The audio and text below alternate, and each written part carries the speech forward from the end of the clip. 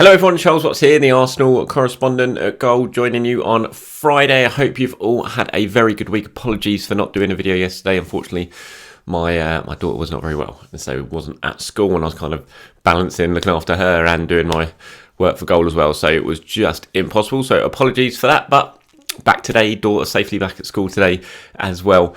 And we are now preparing for tomorrow night's game against Juventus. Unfortunately, I'm not going to be there for that. I am off now from after today on holiday until pretty much up to New Year's. I will, however, be at the West Ham game on Boxing Day and be at the Brighton game on New Year's Eve. So I'll still be covering the matches, be doing my usual stuff from there. But aside from the actual matches itself, I'm having a bit of a break, so I'll probably be a little bit quieter on social media and maybe on here as well, but I'll still try and keep my head above the water, so to speak, to discuss everything that was going on ahead of those big games and the Premier League's return against West Ham on Boxing Day. Looking ahead to tomorrow's game, though, against Juventus, Arsenal's final warm-up game, or probably final warm-up game, unless Mikel Arteta decides to have a behind-the-closed-doors friendly type thing at some point at London Colney next week. This will certainly be the final public-viewed warm-up game for Arsenal after their 2 wins in Dubai, back at the Emirates tomorrow. Slightly different weather to what they were used to in Dubai. Tomorrow night at the Emirates, going to be freezing cold. That one against Juventus. Hopefully, fingers crossed, probably the toughest test of all of Arsenal's 3 games. And Mikel Arteta will hope it is as well, because he will want his, proper sort of minutes put into his players' legs ahead of the game against West Ham as well. Team news-wise against West Ham, I mean, first of all, it doesn't look like, from what I understand, that we're going to see Bukayo Saka and Gabriel Martinelli or Aaron Ramsdale back for this one. I think they'll be around, they'll probably be at the game, but I don't think they're going to be involved. I think the plan is to kind of integrate them back into the squad over the next few days. They've had a bit of downtime after the World Cup. They didn't go off to Dubai like some of the players after they were knocked out of the World Cup. They've had a bit of downtime, bit of a rest, which was needed after the World Cup, obviously. And they're going to be integrated back into the squad over the next few days. So I think we'll probably see them at the match, but I don't think they will be involved in terms of actually playing. Granit Xhaka, however, will be. Matt Turner will be as well. Tomiyasu is a bit up in the air. He, like the likes of Saka and Martinelli, he didn't go over to Dubai after the game. After the World Cup exit, Japan's World Cup exit. I think that was more to do with Japan actually wanting the whole squad to fly back to Japan together after they're eliminated, then head back to their various clubs across Europe. So Tomiyasu has returned to England. He's been at London Colney since the start of the week, I believe, but has been doing his own sort of work, waiting for the rest of the squad to come back from Dubai. Now, the thing with Tomiyasu, obviously, he was managing a bit of a hamstring injury the whole way through the World Cup. So I'm not sure if he's going to be involved tomorrow. I think Arsenal might take it a little bit easier with Tomiyasu, just make sure he's absolutely bang okay before throwing him back into action. So I would say he's probably 50-50 in terms of whether he features against Juve. But Xhaka and Turner, I do expect to play. I expect both of those probably to start. But then Tomiyasu, Martinelli, Saka and Ramsdale, probably we'll see them there. We'll see them supporting the team, but I don't think we'll see them on the pitch. It seems like there's about 30 or 40,000 tickets have been sold for this one, so it's by no means going to be a sellout at the Emirates. There are still tickets available if you want to get them. Obviously, there is a train strike going on in, well, not just London, but England. Strikes all over the place at the moment, and I think that's certainly had a bit of an impact when it comes to tickets sold, because it could be quite difficult to get to, especially if you're not close to or in and around the Arsenal area. So about 30-40,000. We'll see plenty of empty seats. You can, of course, watch the game as well on the website. It's being streamed as well. 6 p.m. kickoff tomorrow, and then it's all eyes on the World Cup final on Sunday. I am very much in the Messi camp for this one. Given me so much joy over the years. I would like to see Messi get his hands on the World Cup. As bad as that sounds to William Saliba, I'm sorry, Saliba, but I just would like to see the football romantic in me wants to see Messi get his hands on the World Cup before he retires. So looking forward to watching that one. But I'm looking forward to watching Arsenal versus Juventus as well, to see what sort of... I thought Arsenal looked sharp in Dubai. I thought there was lots of positives to take from that camp. I know that Mikel Arteta was delighted with how it went. Everyone around Arsenal was saying it went really well. The fact that youngsters were there, I think, actually drove a lot of the senior players on, and there was a lot of enthusiasm and yeah, people sort of pushing each other on in training. So I think Arteta was very, very happy with how that training camp went. He really likes going to Dubai. I think everything's sort of set up really well for the players there.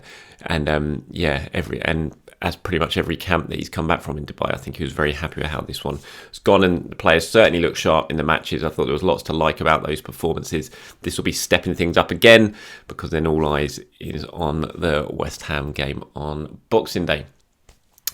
Let's talk quickly about Mudryk. We have to talk about Mudryk. Seems like there's a bit of an update on him every single day or week at the moment, or every video. In the last time since I recorded my last video, the CEO of Shakhtar has been speaking. He was talking to The Athletic, doing an interview about sort of Shakhtar's finances and just a wider picture of what's happening at Shakhtar at the moment with and the sort of impact in Ukrainian football that the conflict or Russia's invasion has had. And he was talking about the sort of finances of Shakhtar, and understandably the interview discussion turned to Mudryk at one point. This is what he had to say. He said about whether Mudryk is going to leave in January. He said, "To be honest, I do not know. At the moment, we are quite far from what we want and what the clubs propose. It's not so far, but it is not what we need. We have discussions, one club, another club, they negotiate. We are in the process. Will it close this month? I don't know. It is maybe 50-50 with regards to the winter transfer window. I don't want to talk about figures now. We are in discussions. We have interest from several English clubs, and we are in the process." Now, apparently Shakhtar have been over in London having discussions with clubs, not just one club. Arsenal are absolutely definitely involved in this process, and it kind of feels like it's going to be the transfer saga of January, doesn't it? Mudryk doesn't feel like one that's going to be maybe click your fingers and it's done. It feels like it might drag out a little bit. Shakhtar looking for as much money as they can get. As you can imagine, he's very much hot property, and they want to get as much money as they possibly can, as all selling clubs should. So it's one that's going to has a feeling of that it could drag on. You never know. Hopefully Arsenal go and put the money down, get it done sharpish, because I think the players' desire to make the move happen might help. He's spoken publicly about it, which is a good position for Arsenal to be in, because they know the players quite happy to make the move. But will someone come in and usurp them? You look at, I don't know, a Chelsea, someone like that. I'm not saying this is going to happen. It's purely hypothetical. There's no basis to me saying it. But we've seen how Chelsea have operated in the transfer market in the last, certainly since the takeover has happened, that when they see one club going after a player, and I'm thinking of someone like Cucurella, for example, with Manchester City, it looked like he was going there, and suddenly Chelsea saw City was sniffing around and went in bang, and suddenly bid a load more to get that deal done. And it's not the only player that's happened to, or the only transfer target that's happened to. So you kind of look at them. They need forwards. They've just had the blow that Brozier is going to be out for this season.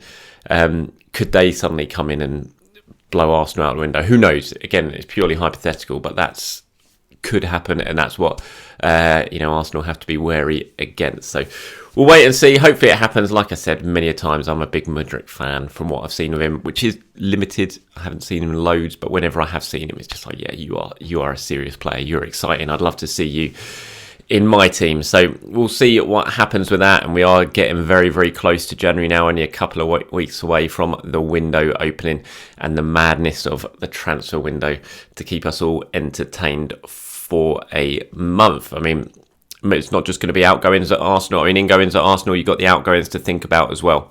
And will that happen? I think Mikel's got some big decisions to make when it comes to that side of things. When I'm talking about that, you kind of look at, there are some players who could go. Arsenal, Cedric Soares, for example, the sort of prime example of that. There is interest in Cedric Soares.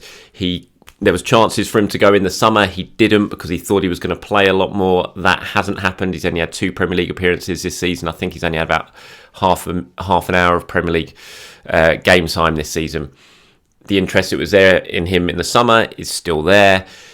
In the summer, he thought that he was going to get more opportunities, so he decided to stay. It's clear he's not really going to get those opportunities now. You kind of look at the second half of the season. Where's he going to play if people are fit? He's not really going to feature. So is it time for Cedric to go?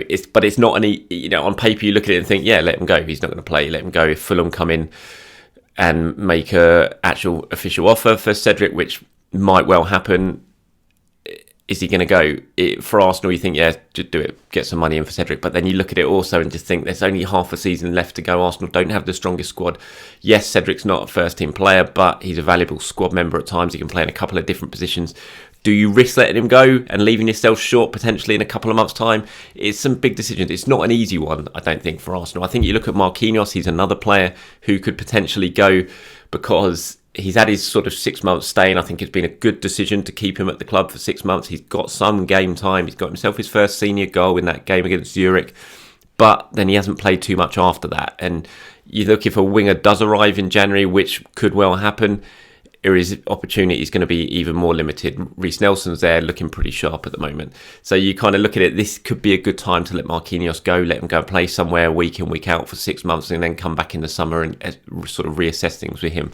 Then I look at him, and that's more of a simple option for me, or a simple case. If a decent loan move comes in for Marquinhos, it just feels like this is a good time to do it. It's not going to hurt the squad too much. Cedric, on the other hand, it's a little bit more difficult. I think if you've got Ben White, you've got Tomiyasu, as long as they can stay fit and both stay fit, then it should be a good time to let Cedric move on.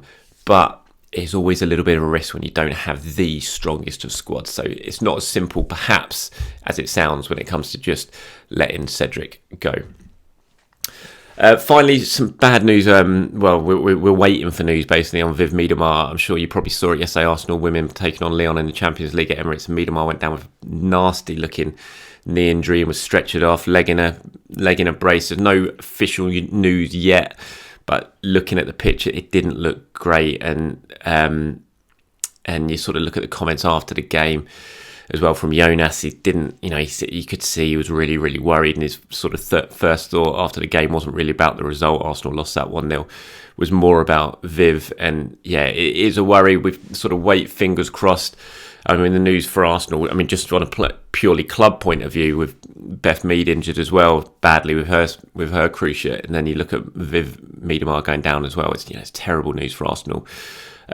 Sort of looking at the season as a whole, with the Champions League really beginning to hot up, and the chase to Chelsea in the WSL as well. But just for a purely personal point of view as well, for Miedema, it's just fingers crossed it's not as bad as it looks, and we'll wait over the next few days to get official confirmation from Arsenal in terms of exactly how bad the injury is or what it is. But yeah, fingers crossed, and all thoughts go to Vivianne Miedema that it's not as bad as it looks, and she'll be back on the pitch sooner rather than later. All right, that's it from me, everyone. Thank you very much for your time. As always, please do have a very good end to your week and have a great weekend as well. If you're going to the game tomorrow, wrap up warm, enjoy it, and I will speak to you all very, very soon.